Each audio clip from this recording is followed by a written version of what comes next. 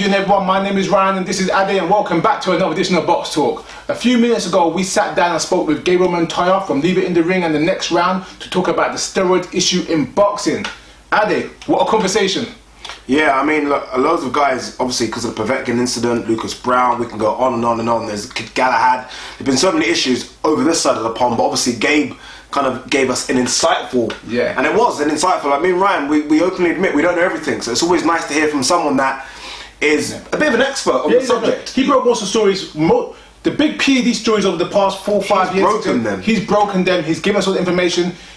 Anyone that watches boxing or studies boxing like we do, you know who he is, you know what it's about, and you're in for a treat. We've got an hour of footage talking about a lot of stuff. Yeah, and be honest with you guys, Ryan underplayed it. You're in for more than a treat because he gives us stuff here that, wow, you know what I mean? There's a few big name boxers that he kind of has his own sort of theories about, and a couple of them are going to shock you. So be in for a couple of shocks here. A lot of your so-called best ever. Yeah. You know what I mean? So interesting stuff. Do you know what I mean? But no, very insightful, and honestly, the best hour I've had for a long time. Don't get me wrong, me and Ryan always sit down and talk boxing, but it's always nice to chuck someone else in. Yeah. Keeps us on our toes. It's always nice to talk and not argue. Yeah, and it's always nice not to hear Ryan talk too much. You talk as much as me. But no, so honestly, guys, watch it, share the video, like it, and Gabe gives always information at the end of the video. Honestly, go and follow this guy. You want to know about boxing, and especially the PEDs within boxing, you're not going to get anyone better in boxing than him or Victor Conte. Yeah.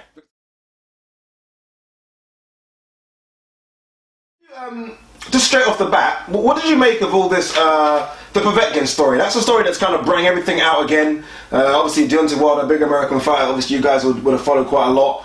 Gonna go over to Russia, has all the similarities of the Rocky IV story, and he's gone over there, and Povetkin, lo and behold, has tested positive. And Deontay Wilder's been screaming about this for months, I guess, saying, look, he's a bit suspicious. And now, so what do you make of all that story? It didn't surprise me. I'd actually, the previous week, and really for weeks leading up to the fight, I kept saying I'll be really surprised if this fight happens. And it's not to say that I knew, he was doing drugs or that I knew about the positive before it happened, because I didn't. Dan Raphael broke that story. My phone started ringing off the hook. I started checking with sources, and if you look at my timeline from when Dan broke it, like about a couple hours after that, I was standing in line with the DMV, putting out, getting information and putting it out there. I was actually the one that put out that he had tested clean 3 times before the negative test, or before the positive test. Dan didn't give me that credit, but that's okay. It's the way it goes. If I wanted credit, I should have wrote a story. But I wasn't surprised. If you look at the Russian doping scandal, I think a lot of people in boxing, they don't look at the other sports. And for me, going back to 2010 spring, when Leave It in the Ring first interviewed Victor Conte, it was the first time I really talked to him. I'd met him briefly before, but that's when we really started to communicate regularly. And I remember after that saying, can we talk and can I record our conversation so that I can go back and look at the terms you're talking about and really define them for myself and research? And he said yes. That's kind of when my education continued, because there was a couple other people I'd been talking to about drugs in the sport. So I think people had been ignoring the Russian doping scandal. They knew a little bit about Meldonian because everybody knows who Maria Sharapova is, but they don't really dive into the subject. And when I was really writing, if you look at all those pieces like the Lamont Peterson and the Berto piece in particular, and the one about the TE ratio problem in boxing, I was really just diving in and giving people a primer, like this is the drug, this is what it does, this is its history as it relates to this guy. Really trying to give people the full picture. And when I stopped writing, that stopped happening. Nobody's really doing that anymore. And I think that's what happened with Meldonian. And I know there's a big debate about it, whether or not it should have been banned or how it was banned or this and that. But my counter to all that is, why does a healthy athlete need to be taking a drug that was originally designed for animals in the mid-'70s in order to increase their size? Why are you taking 200 athletes have tested positive since January? Are they all sick?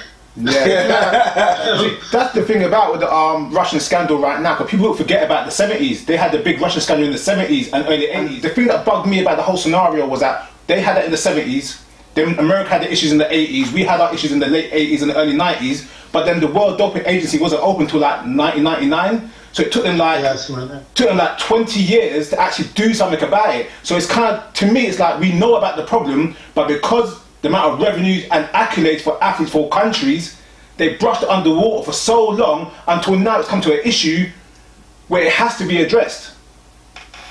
I think so. I mean, it just every time one of these, I always have looked at each case as an opportunity to learn, because I don't think no two positives are the same. Yeah. You know, you look at the clenbuterol case and say with Vargas, and people go, why is that one going forward? It's like, well, because that's a different drug with a different history. It does have precedent of being in meat, and you could see it as like the day after I came out with my hair analysis suggestion story on Leave It in the Ring Radio. It's the first drug piece I'd written in a while. But I usually write because if I have a different angle than everybody else.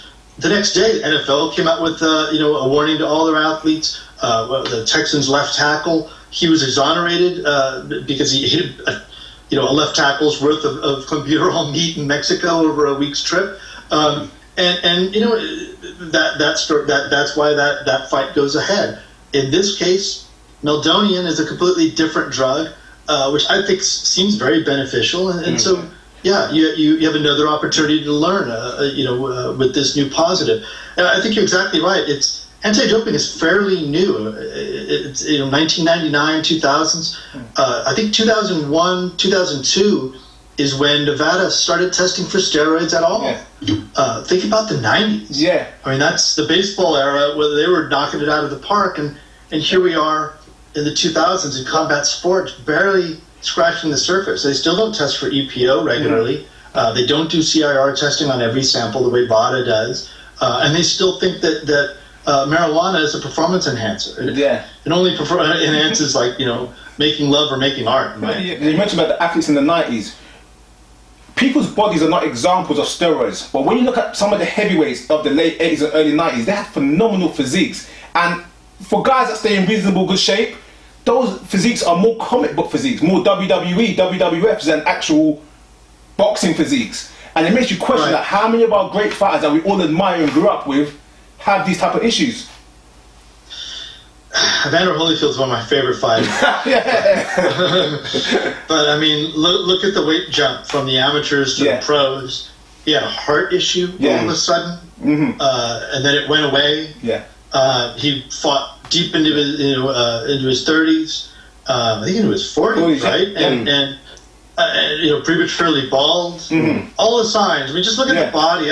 I'm not usually big on the eye test. But then again, sometimes you just got to trust your eyes. And I think he's one of those guys you just look at and say, there's something there. They weren't testing. EPO in the Mosley De La Hoya rematch. Shane was on the cream and the clear, and EPO. And there is, he'll argue about that it wasn't banned at the time, which is true. But just because the anti-doping world is behind the times, when they were arguing for drug testing, Dr. Flip Pomansky, who's like the vice president of VADA now and a pioneer in this subject, particularly in Nevada, people were arguing against him, saying, "Well, only heavyweights need it." So it's weird. You're acknowledging that there's a problem, but only these big guys need it, which just shows your ignorance of the issue.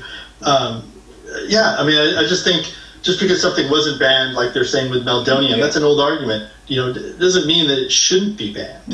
And so I think the problem goes deep. And you look back in the history books. I think a big problem here is, and I think people look at me. Well, let me back. I think a big problem here is people are too polite, and that the boxing media wants to be friends as opposed to friendly. You can be friendly and not friends. You can ask questions that are tough in a polite manner. Now, I'm kind of known as a guy that isn't very polite, that really kind of hammered people. And if you really go back into my history, I was really well liked up until I started writing about drugs, and in particular up until I started breaking stories about drugs. Then I became the enemy. I mean, I've got a recording of me and Richard Schaefer talking where there's one where I'm educating him and explaining to him about the Lamont Peterson case and how that broke and why he was caught. And he's kind of friendly. And then the next time I call him, it's about Andre Berto, and I have it on tape. You mention the word VADA to me again, and I will never take your call. Richard Schaefer all of a sudden doesn't use VADA, and after a while, he didn't really even want to talk about drug testing at all. You hit on it correctly at the beginning of this conversation. It's all about the cash. People don't want to really clean up sport. If they did, then everybody would be using CIR testing. Everybody would be testing for EPO. They would be, going after cutting-edge drugs all the time, much more than they are, I think. I think there's a lot more out there than we realize. But the bottom line is, there's guys arguing to let the Russians into the Sochi Olympics. What are we doing? Or into the Rio Games, rather. What are we doing? Why are we putting people at risk? It's because it's all about the cash. Are consumers a problem? And that probably sounds a bit vague, but in terms of consumers always want bigger, stronger, faster. We especially in the boxing world, we want to see more knockouts, more brutal fights, more wars. We're not really happy just to see a normal kind of just a plain, if you like, boxing match. We want to see guys go out there, 12 rounds, and slug it out, which the body just simply can't do. But it can do with performance-enhancing drugs, but clean, it's a very strong, it's hard to do for constant in your career. Are consumers to blame at all? I think there's a little bit of complicity. They don't care. I had a lot of backlash, particularly when I started writing about Memo Heredia and Marquez, because there was no positive drug test there, but again, it was kind of like, trust your eyes. At 43, and I work out pretty tough and train at a pretty high-level gym, and I just know that I'm not going to transform my body like that unless I get a little extra help. Everybody kind of knew what the deal was, but a lot of fans started hating on me. It was interesting, as I broke a drug case in a different racial demographic, the different groups that would kind of come at me. Mexicans were all cool when it was black guys, but then when it was Mexicans, all of a sudden the Mexicans didn't like me. I think the consumers, but the people I really blame is the promoters. They're flesh peddlers. They talk about we care about health and safety, but not really. When you're developing a fighter, you're putting them against guys that are going to get knocked out, that are half brain dead. At one point when I was writing about the problems in the California Commission, there was like 9 athletes over a 6-year period, or maybe more. I'd have to look at my notes again. But that had fought in California while on medical suspension in other states, So I think the promoters need to take responsibility for their product. Gary Shaw was the only promoter that responded. I know Lou DiBella is a big supporter of anti-doping. He's kind of come around to it. At first he didn't think it was viable. Now he's a big supporter of it. But Gary was the only one that responded when I said I think promoters should make all their athletes get into a drug testing program. That should just be part and parcel of signing them. And take responsibility for your product. You're going to push it on us. You're going to ask us to pay for it. Well, I want to know what I'm seeing is actually what I'm seeing. I think that's fair. The promoters they treat the public as ignorance. They do. Ribnitsky, I can't pronounce his name, he said, it's residual use. When that story first came out, like residual use for 5 months, 6 months. He took it in September, October, it's now May. You have to start second guessing these questions. Same thing, I remember when when you first broke the story with Golden Boy and they started sending you legal letters and Floyd Mayweather sent you legal letters to try to sue you. And you're like, well, if you're only reporting a story, why must you sue someone? Why is there a need to hide and cover up? Because they know it's wrong. They spew out information which is clearly incorrect, and when they're pulled in it, or let's say a shot, when someone pulls your card, you don't like it. The job of a reporter is to actually report a story and tell the truth. But they only went in their favour, not in the other favour. Speak truth to power. That's our job. To make that which is important interesting is also our job, I think. And that's, I think, what I did with the drug testing. It's funny you mentioned that about, when I reported on that story with Golden Boy, a lot of people don't really understand because I wrote 2 pieces and it was a little confusing. I was a little vague on purpose. But that when they sent me that legal threat, that C&D, it was in the midst of me breaking those other stories. I'd broken the Lamont Peterson one, then the Berto one. I think the Tarver one was right in. There was like 6 weeks and like 5 stories. And it was really strange. I'd gotten the call about the Floyd Mayweather from a very good source, like a guy that's just, or girl that is batting 1,000 when it comes to sending me information. Oh, wow. Okay. Never been wrong. Yeah. Never been wrong. Sends me this, calls me up, and I'm on my way to like a birthday party with Steve Kemp. and Steve was about to pick me up. When I was living in LA, he lived right around the corner from me. Yeah. And so I'm waiting for them, and then I get this call, and they go, wait till I tell you this. And I go, okay. And they say, I've heard from excellent sources. He tested positive 3 times, and it was covered up. And this is where I got it from. And I was like, wow, that's amazing. Don't really know what I can do with it because it was just the way the information came to me. It was like, it's just nobody you can really call. It was like kind of fly on the wall kind of information. And so I just was like stunned. I get in the car. Steve's like, what's up with you? And I trust Steve with my life. And I had told him about, I think the Birdo one, because I had to hold on for a long time waiting for them to confirm it. And then I could go with that story. So Steve didn't leak it, and we ended up getting to break it. So I just trusted Steve. I told him, and he was like, wow. And he didn't tell anybody. To this day, he's like, I didn't tell anybody. So that's a Saturday. I want to say, it was Saturday or Sunday? Saturday. Anyways, Wednesday, I go to the Ortiz, Josecito Lopez presser. And I had heard that on the radio, Kid Chocolate had said that he was doing USADA testing for the Winky Wright fight, which was only like a week or so away. It seemed strange to me. So I asked Richard Schaefer about it. He was like, I don't know what you're talking about. It's ridiculous. Why would we do testing for that fight? Okay, fine. He was on the record. Well, that day is the same day that USADA had begun taking samples from Kid Chocolate. The next day they took them from Winky Wright. The next day they canceled the testing.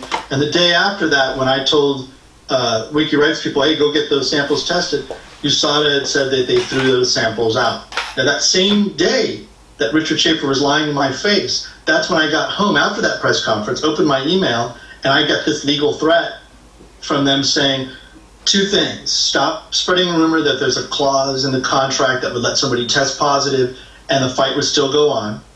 And 2, stop spreading a rumor that Floyd Mayweather tested positive 3 times. And no one's ever been able to answer this question. I have a guess as to why, but where did they hear me spreading that rumor? I said it nowhere. I made no calls. I didn't do any follow-up because I was like, unless something else breaks, like I don't really know what to do with this. I was kind of stunned. Yeah. But I think it was Keith Kaiser that told them, because he was like really the only official person that was connected to them that I asked about this clause that I suspected was possible, that I later showed in documentation actually existed. And as we saw with Eric Morales and Garcia that fall after that, it was true that you could test positive in that system and still fight. Wow. So again, I think they outplayed their hand when they sent me that C&D, because again, like unless they're bugging my phone, which when I got that C&D was my first thought, wow, they must be bugging my phone because I made no calls, did nothing about this. I think it was a preemptive strike. In a boxing world nowadays that simply doesn't have as many stars as it did yesteryear, with Floyd really being, even though retired, he's one of the only really big boxing stars right now. How big a blow, I mean, in terms of boxing coming to an end, so to speak, in terms of UFC taking over boxing, how big a blow would it be if it did come out that Floyd tested positive for free tests, do you think, in boxing? You're in America where boxing kind of is king. Well, I think it would have great ramifications. You know, I've tried to get WADA involved and excited about it. And the thing is that WADA, the World Anti-Doping Agency, has no jurisdiction over boxing. Mm. So they're not a signatory. So, they're not involved. USADA is kind of operating on their own within boxing, and that's why they seem to change their rules. And so they gave Floyd a retroactive 2E, like over 2 weeks after the Pacquiao fight, for a clear violation. And, in the words of Travis Tygart, who now runs the anti-doping program for the UFC, the only reason you would use an IV in that manner is to clear drugs. Mm. I mean, he used like 750 milliliters. That's way more than you needed. And, I mean, Floyd, I'm sorry, but, a guy that was 150 pounds, 30 days out from a 147-pound fight, how did you get so dehydrated, dude? Not buying the story. So if we went back and excavated all that stuff and retested his samples and really it found that it had been covered up or there was any paperwork, I think it would be major. I mean, I think USADA would be under investigation. I think Travis Tygart would lose his job. There might be criminal charges. There could be lawsuits from all the guys that Floyd fought. Yeah. Or if it was just one fight, and he went into there on false pretenses. I think even people might be able to sue him. I could be wrong. I'm not a lawyer. for selling himself as a clean product when he wasn't. I think it would be huge. I don't think it would damage the sport. I think it would do tremendous damage to USADA, and I think it would bolster VADA. At the same Manny Pacquiao Floyd Mayweather fight, Pacquiao asked for injection for cortisone for a bad shoulder, and they said no. Right. But the same jurisdiction, the same people are allowing Floyd to take an IV drip. So it's kind of like, well, Floyd's got the money to actually, he's employed WADA.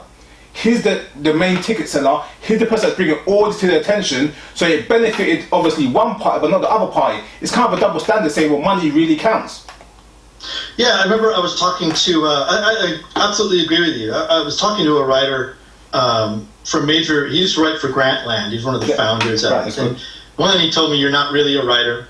And two, he said my theory was BS. Because what I said was that, USADA is not, they call themselves the United States Anti-Doping Agency, but they're not a government agency. That's just their name.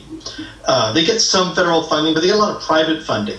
So for them to get a contract like Floyd, who was really into Al Heyman, and over 200 fighters, that's a major contract to get.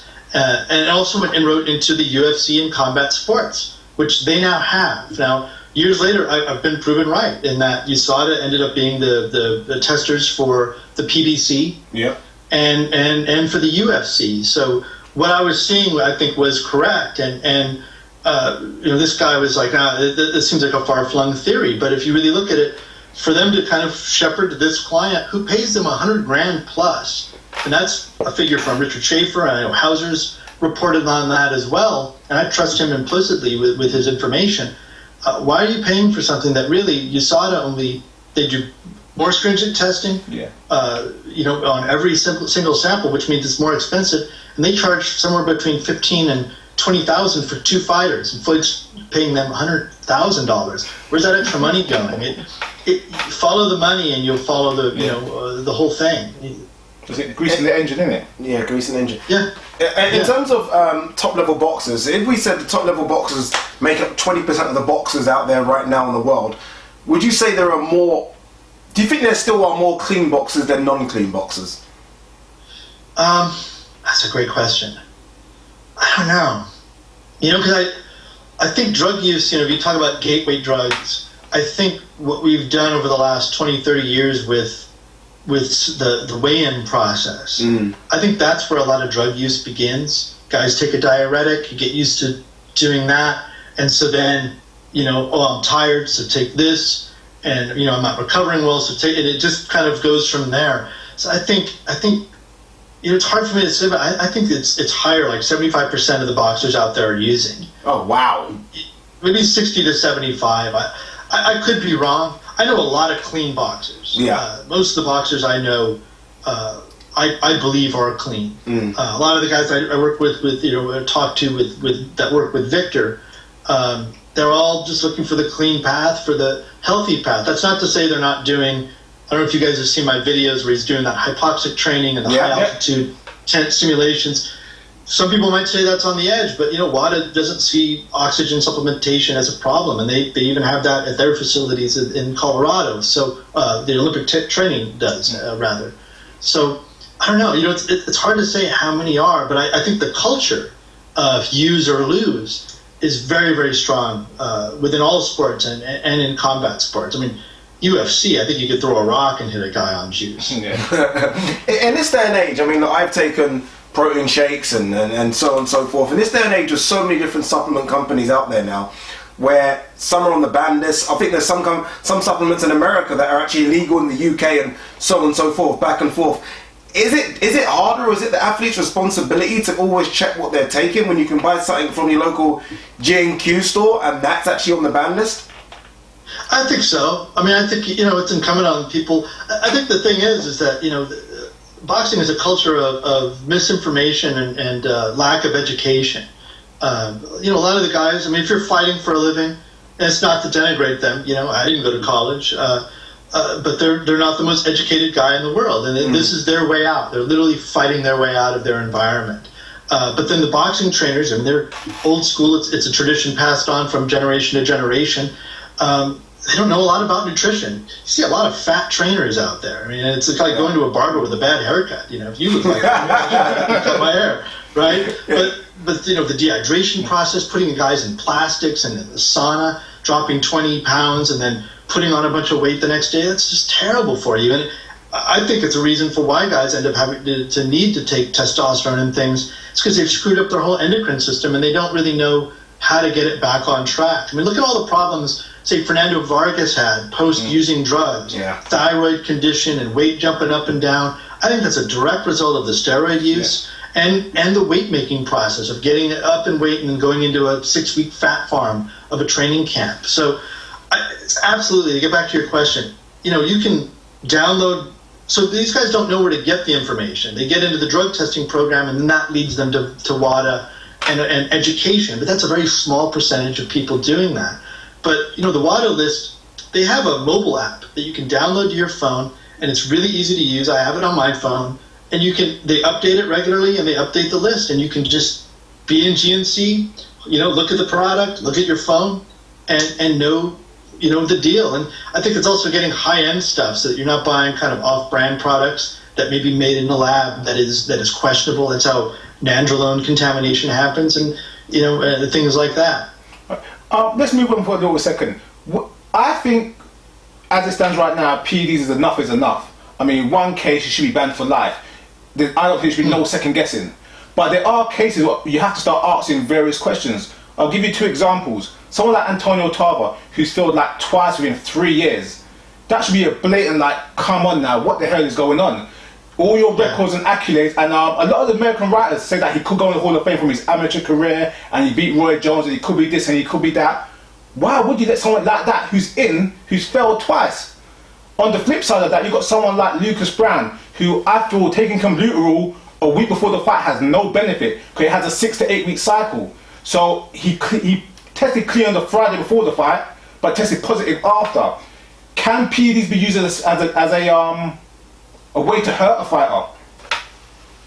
Yeah, I feel bad for Lucas Brown. I tend to believe his story, you know, and like the Fresno Kendo case, what happened to him over there. I mean, it seems to be a precedent that there's some chicanery going on. And again, the Russian doping scandal. I mean, people don't look at the whole picture. It's like there's some serious gangsterism going on, I think, you know, and I've heard from people, you know, I haven't gone over there. I haven't, you know, seriously investigated. There's some cases I'm like, I don't know if that's really that worth it, me going down that road. But I think no 2 positives are the same. And so it's hard for me to say you get this many bans and, you know, 3 strikes and you're out, like, you know, the crime bill here in the U.S., which is just, you know, led to some serious problems. But like Tarver, you know, the first drug that he got caught with, it was drostanolone, I believe. You know, it's got anabolic properties, helps you cut weight. It's kind of a good thing to be using during that weight cutting cycle, and he got caught. Okay, one time, and you can say, well, maybe I screwed up, but it's kind of a specific drug. I mean, what were you know, did you drink it at a cocktail? Like, I don't understand. Didn't really buy the story. Hey guys, it's me. Well, even in your personal life, and I'm personally like for the decriminalization of all drugs, but he does have a drug history. And I do believe if you're used to one thing, it's not that hard to make that other leap. But then he gets caught with testosterone through CIR testing, through a reputable company, and nobody's really reported this, but I know it to be true. IDTM out of Sweden was the group that tested him. And per his own people, you know, Al Heyman's group were the ones that wanted it. They caught him.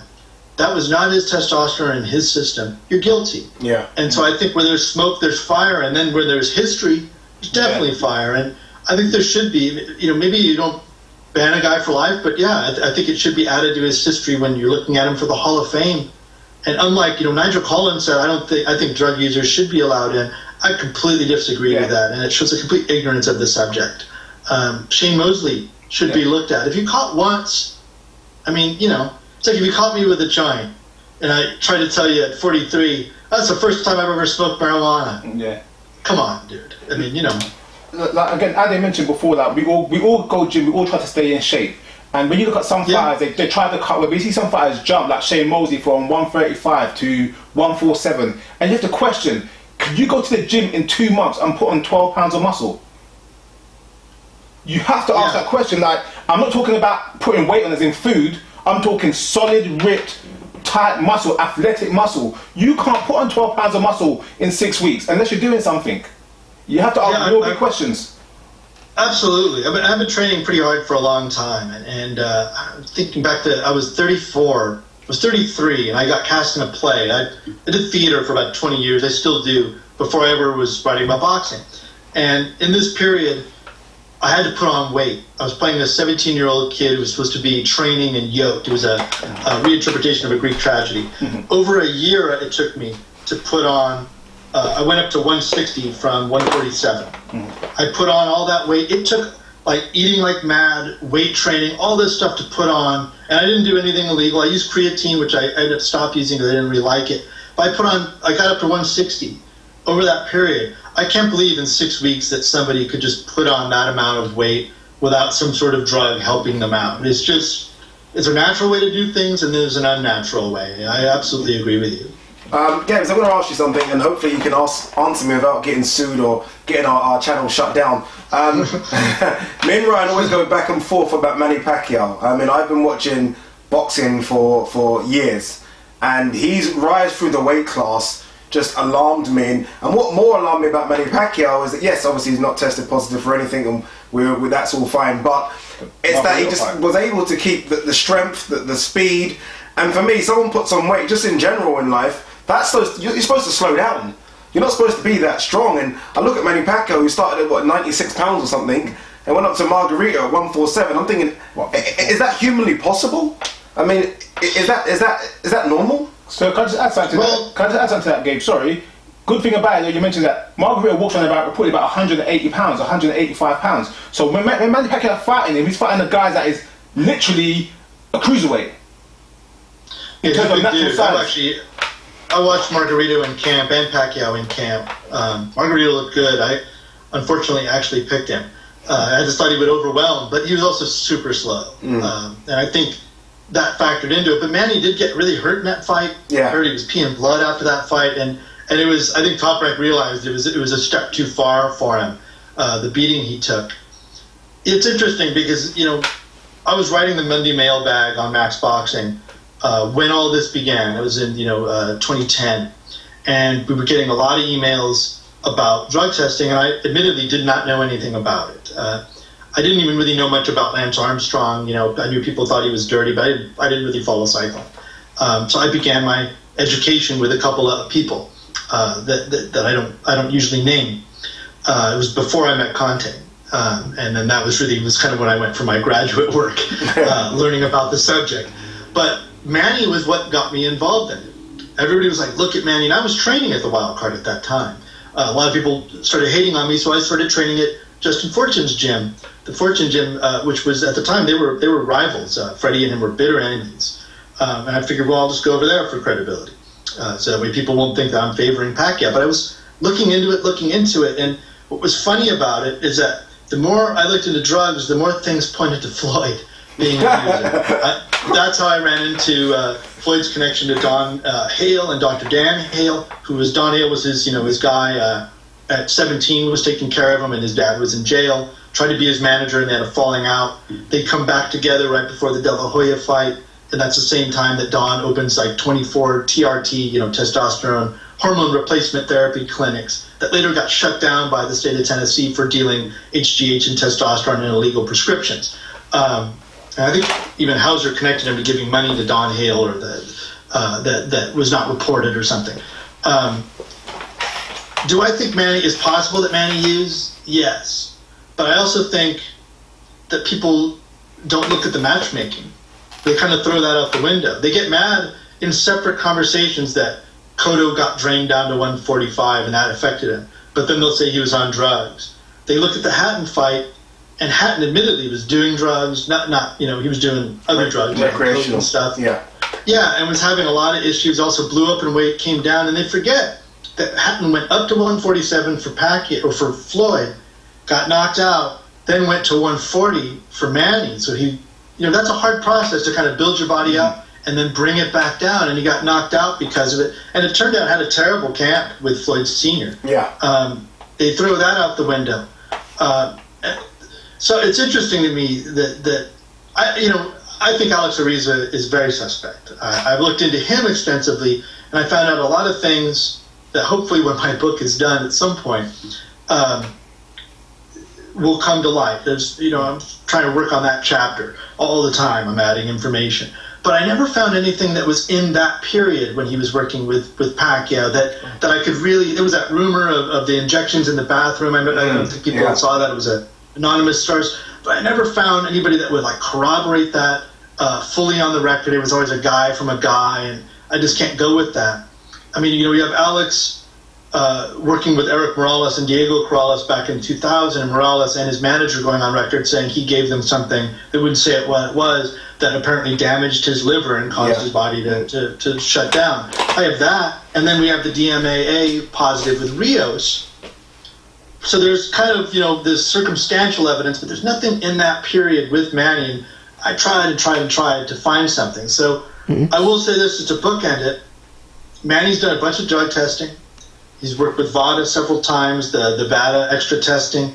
He came through those with flying colors, but those guys that say that he moved up and he kept his power unnaturally, well, he got 8 knockdowns in his last 2 fights against guys that were fairly durable. They'd been down, but it's kind of like, well, which is it? When he's being most stringently tested and he's at his oldest and most shot, apparently, that were shot-born, it's getting knockdowns. It's probably likely that he was using something. But then you look at that and you go, well, maybe some people are just freaks. Yeah. I don't know. It's hard. It's hard for me to say. Just as a person, though, it's funny that you mentioned about the cutting weight, because a couple of months ago I went on the no carbs diet to lose some weight, and 5 weeks no carbs, I lost about 10 pounds, but it absolutely destroyed me. I mean, I felt weak, went gym, had no strength, and it's a good point that you mentioned about fighters cutting weight so much to like we flirted with Ricky Hatton. 7 pounds is a lot of weight. I mean, again, that's a small guy. Ricky Hatton's what, 5'6" and weighs, at fighting weight 140. I'm 6'2" and weigh about 210, and I've dropped down to 200, and it's a smaller weight category, or bigger weight category, but it's a smaller cut, but it absolutely ruins you.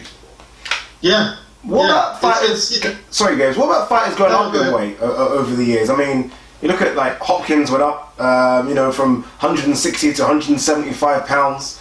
At his age as well. Roy Jones, we know, went up to a heavyweight as well, put up a lot of weight up there. Yeah. I mean, we also talk about fighters going down in weight is suspicious. What about those that kind of jump 15 pounds, 20 pounds as well, and seem to look as healthier as they've ever been at their later years, into their late 30s, early 40s? Is that raised suspicion, or is that just normal? I mean, well, it's interesting. They both made those huge jumps from Jones to heavyweight and Tarver to light heavyweight with the same guy, Mackie Shilstone. We done Michael Speaks as well, then. Yeah. And during that period where there was no testing. Yeah. I don't know Mackie. I've actually read a couple of his books, and he's very smart on nutrition. There's still some things of his that I use, a lot of exercises of his that I use. It's really good. But I don't know. I don't want to get sued on that one, but to beat my ass. But I mean, a guy fighting until he's 50 at a high level. I mean, some people are freaks. Henry Armstrong, Sugar Ray Robinson fought pretty deep. Fought a lot of guys. You probably if you fought less guys, you could almost probably stretch his age up a little bit more in viability.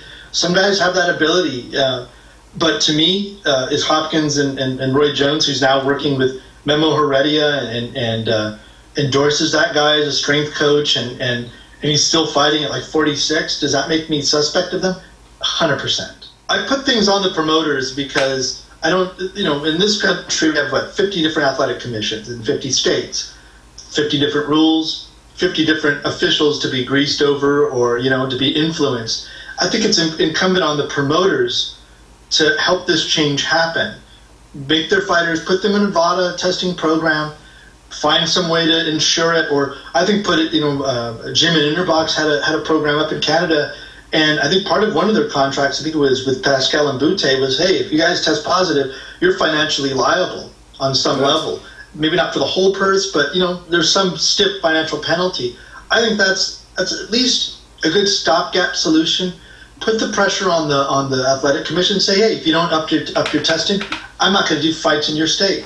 How about that? Something.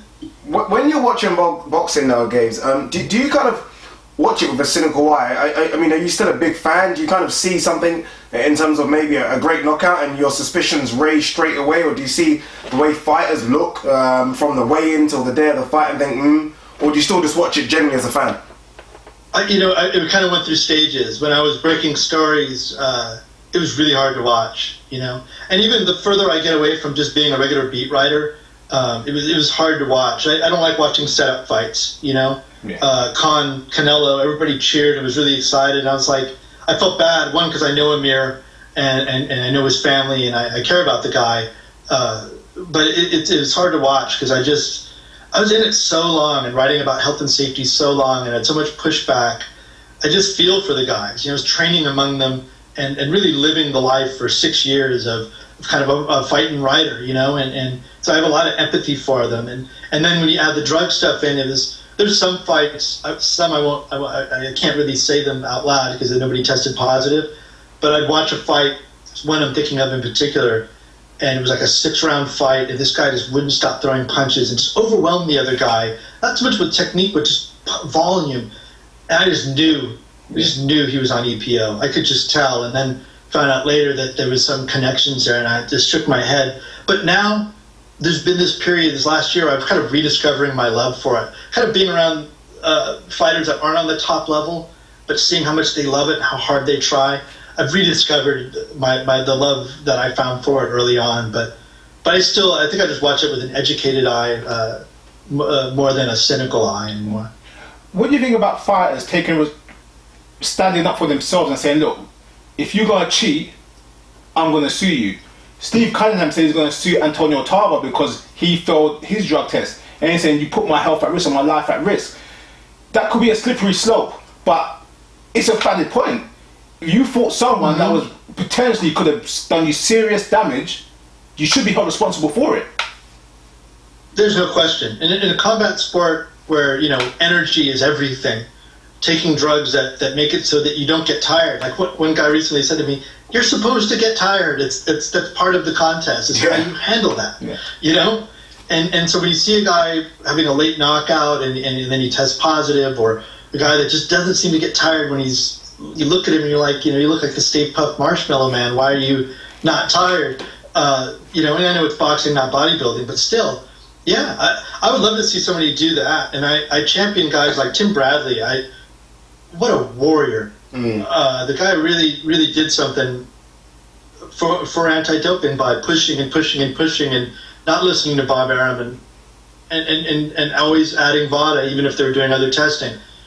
We need more guys like that. Aside from the moral ground here, if I'm a boxer and I take something, I get banned for 3, 6, maximum 9 months. I only fight once a year anyway, twice a year nowadays with boxers. What am I losing out on by taking something, apart from the moral ground? I mean, my purse, I still get the purse in 90% of the time. What am I losing out on here? I mean, the ban's just not long enough. I mean, guys in the Olympics, run 100-meter sprints. There's a guy called Dwayne Chambers here. He got a lifetime Olympic ban. That, for me, is a put-off. I mean, if you're getting 6 months in boxing, I mean, like I said, apart from the moral ground, if you think the guy that you're fighting's doing it, why not? Yeah, the deterrents aren't strong enough here. I mean, look at Berto. He had a kind of a closed door. I can kind of hear myself. He had a closed door hearing. They fight every 6 months anyway, so like giving them a 6-month ban. Oh, cool! I'll just go on vacation and chill and probably cycle on and then cycle off and come back. That's the thing. That's why I always thought Floyd's whole stance was BS because, or at least was suspect of it. Now I just think it's total BS. You fight the same 2 times every year. I mean, why do you think Lance Armstrong was so successful? He fought in one race. Yeah, he every year. Yeah. He knew exactly. I mean, they did like maybe a couple test runs, but they knew exactly when to cycle on and off. They had the whole thing dialed. Floyd's paying for the testing. He knows when it begins. I mean, Richard Schaefer told me it begins the day after the final day of the initial press tour that week. Boom, the testing begins and it ends on the fight. When you know the window, you know how to cheat. And so, I think, up the suspensions, bigger financial penalties, And I think if you accrue a certain amount of positives, you're out.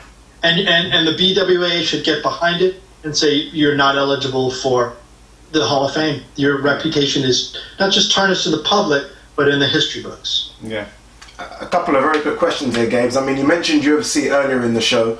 I'm a big UFC fan, and recently they had an event in Brazil, and a lot of their so-called superstars lost.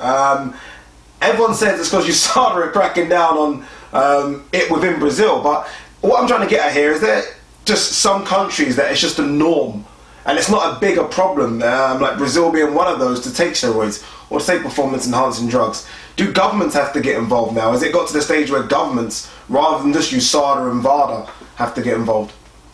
Yeah, I think so. I mean, like, the was it in Italy, the Festina affair, that big when the EPO broke and all that, Festina affair. They made it a criminal offense, and I think that is something that people should look into. I mean, just in combat sports, like, I'll be honest, like, I'm not a big baseball fan. You hit the ball farther, I don't really care. Nobody's getting hurt, just the record books. And even those are kind of dodgy, because in the 60s, guys were taking amphetamines, Mm-hmm.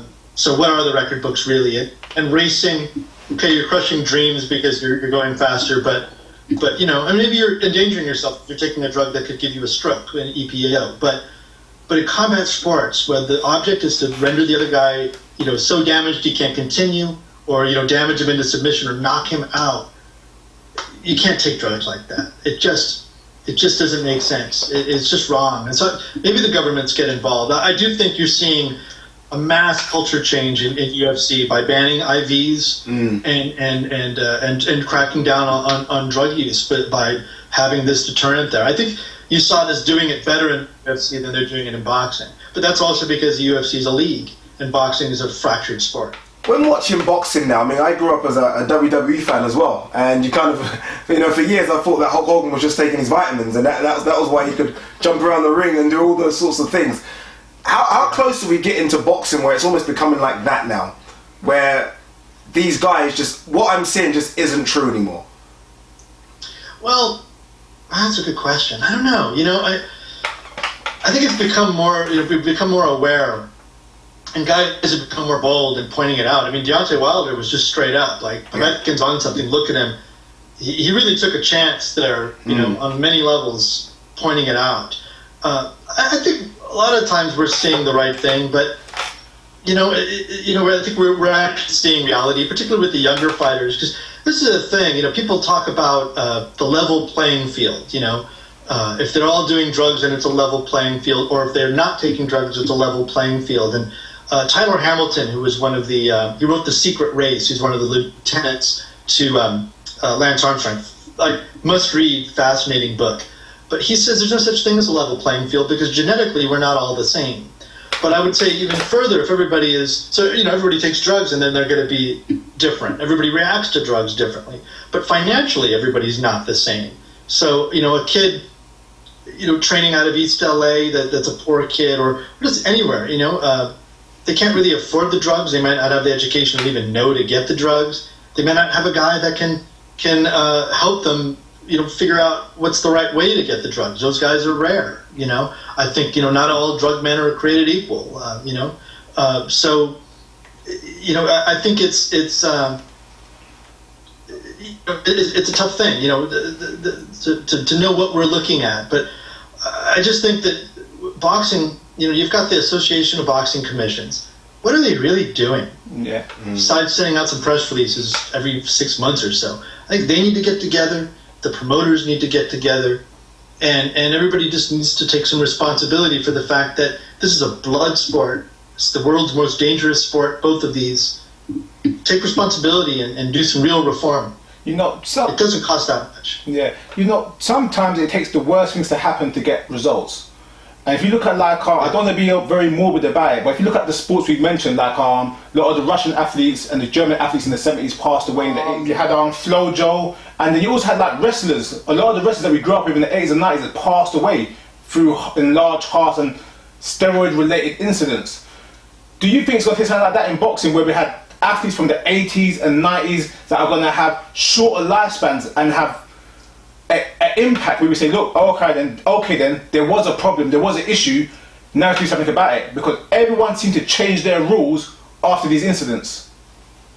That's a great question. I mean, people always say, I've had a few people say it's going to take a death, somebody dying in the ring, and then the other guy testing positive. Oh wow! And in order for things to really change, I really hope it doesn't take that. That's why I've always been so aggressive in my reporting. A lot of it was because of the pushback, and I just attitude begets attitude. But also it's just, I think it's the media's responsibility to like kind of just barrage people with information and keep at it, keep it relevant, so that you put pressures on the promoters. Like a year or so ago, Kathy Duva was telling me, or 2 years ago, it's not our responsibility. I want nothing to do with third-party testing. It's just a problem. Now they're doing it, when they fight Pascal, and they're doing VADA testing. Ludabella was the same thing. Told me nobody cares about this, and then a year later, Edwin Rodriguez went into 365 testing in VADA, his fighter. I think things can change. I hope that it doesn't take something so horrible as a death, but I agree with you. It's going to take something extreme. I mean, there was a guy, this was before UFC started doing this whole USADA thing, and they had that major just testosterone problem. I mean, Mr. Overeem. Yeah, I mean, Keith Kaiser, this is, something I have in the book, is he had like a seminar on how to get a TUI for testosterone. I saw that. All these UFC fighters, like, what are you doing? Like, what pharmaceutical company is paying you to do this junket? Yeah. And now he's no longer, there, and he resigned on a Friday at 5:00. Like, tell me that wasn't a problem. Like, he wasn't forced to do that. But there was a guy in Brazil, I forget his name, that died on the scales making weight. Yes, this was recent as well. Yeah. Yeah, there was another one recently. And I mean, the guy's body seized up cutting weight.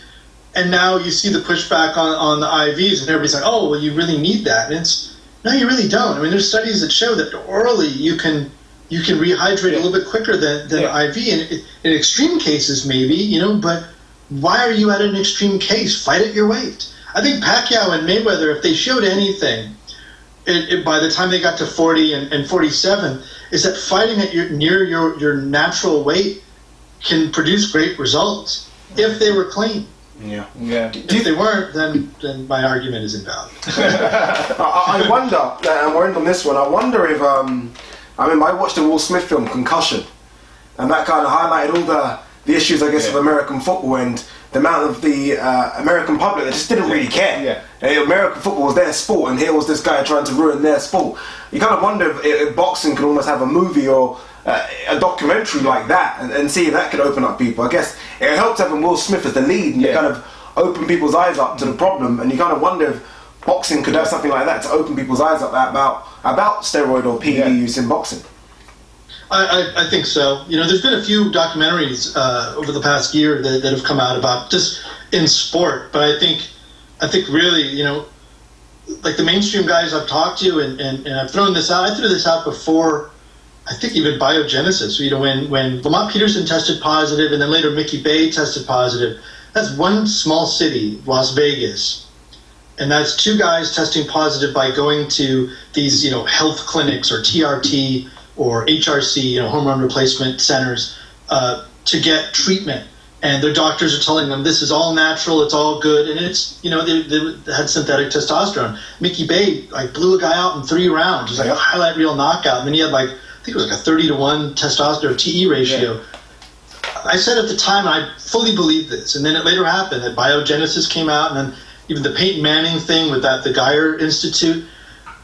There's a biogenesis in every city, maybe multiple, with these testosterone clinics. I think if every boxing writer, every mainstream writer went after these clinics, including Don Hales, that got shut down, and they went after those records, I think you would find a bunch of these serious, major, never-ending stories.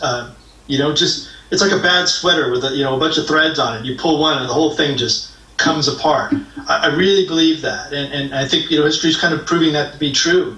That whole period where people were pushing testosterone and are you low T, It's the same thing as like ED, the erectile dysfunction, and the Viagra thing. The pharmaceutical industry comes up with a drug. They need to come up with a problem so that you can take their drug. And that's what they did with testosterone. And I think it's still going on. At the time the Lamont Peterson case, one of the sources told me that just in that clinic alone, they felt that there was 100 boxers that were going there. Wow. Yeah. So, they don't answer questions anymore. Those guys, it was pretty funny, that interview. If you go back to that original story, and I was talking with Barry Hunter and Lamont Peterson's guy, Andre Johnson, and the doctor. We were on a conference call. Yeah. And I was telling them how they got caught. And I said it was CIR, it detects, exogenous or synthetic testosterone. And the doctor was like, well, this isn't synthetic. It's made with yams. And I was like, yeah, all synthetic testosterone is made with yams or soybeans, I believe. Yeah. And so what you're telling them is wrong, and it is illegal. And what you did was it's a banned substance. And you could have heard a pin drop in the room as everybody realized that their doctor had led them down this road that was incorrect. And again, I think it goes back to the lack of education in the sport and the pushback against, modern techniques of getting in shape versus old school techniques. These guys just don't know, and then they get led astray. Do you think strength and conditioner trainers are part of the problem now as well? I think the bad ones are. I think there's some good ones. It just kind of depends, But Freddie Roach said it on Leave It in the Ring. Get rid of the strength coaches and you'll get rid of the drug problem in boxing, because they're the ones that brought it. Yeah. Okay, Gabes, thank you for your time. Honestly, thank you so much. Very insightful. I can't wait to put that up and chop it up and see what I can make of that. But that was really good. Yeah. Thank you very much. My pleasure, guys. While you're there, can you give us a quick shout out for your show? Leave It in the Ring, the next round, the times and schedules for the people out there watching? Yeah, absolutely. Mondays, 4 p.m. to 6 p.m. Pacific time, because we're in California, on the LeaveItInTheRingRadio.com network. You can find us on iTunes under Leave It in the Ring. I do The Next Round with Steve Kim. Yeah. Wednesdays, I do Leave It in the Ring. This is the original show on the network with David Duenas. But I also write a little freelance for a site called SocialUnderground.com, which is kind of ironic because I cover the cannabis legalization movement on there. So I'm anti-drug on pro-cannabis on the other. But I cover other things. I covered the protests here for Black Lives Matter. I was there in the fray. Wrote a piece called "The Protest in Our Town" there. I read a few different things for them. So those are the places you can find me. Just track me down on Twitter at Gabriel_Montoya, and I'll lead you to all the things. Oh, and you can also go to my theater company or my production company's website, thedepartmentofbadassery.com. Oh, I like that. That's not bad. That's an interesting one. Thank you, man. Gabe, honestly, thank you so much for your time, Gabriel. Cheers.